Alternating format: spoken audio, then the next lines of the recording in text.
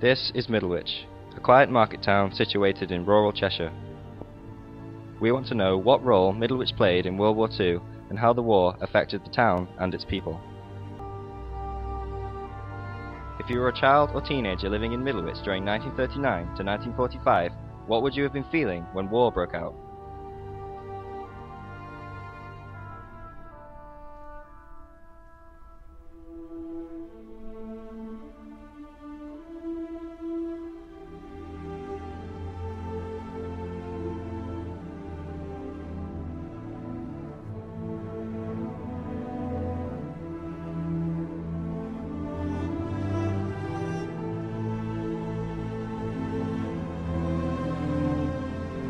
Our Derek's enlisting next week. Suddenly seems so real now that one of the family's off to fight.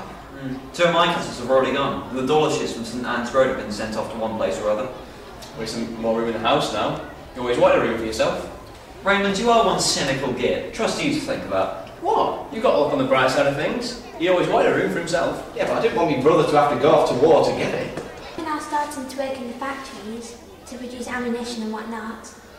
My mum says it's because all the healthy fellas are going to be called up once the TA have gone.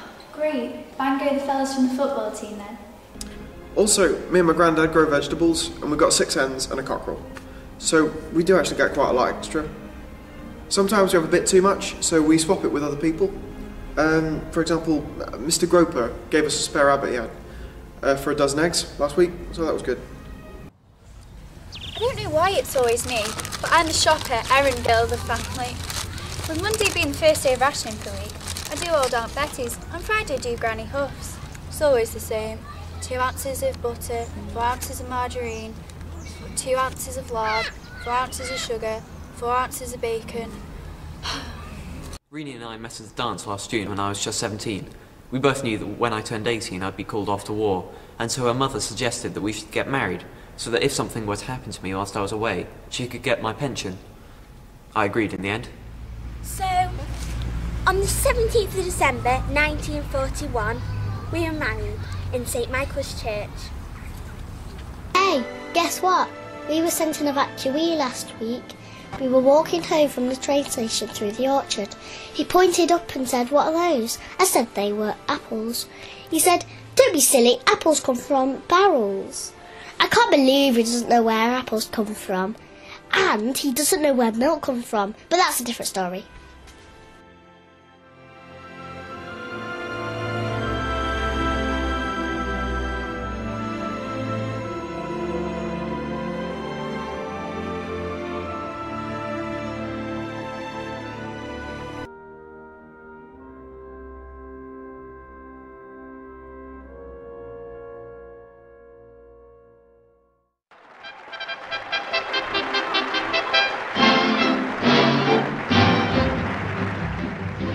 Once the war ended, men started coming back to Middlewich.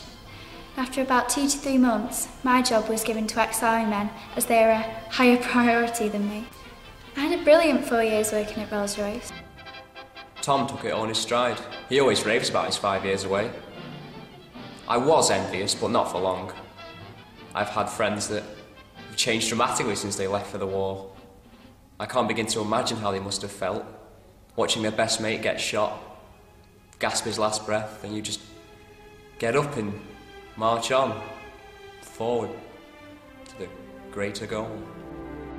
Middlewich only suffered one direct bomb attack during the Second World War, so the architecture of the town was, and still is, amazingly well preserved. If you travel around the town today and look at many of the old buildings and landmarks, it is easy to recognise so many told in the stories of people who remember the war at home firsthand.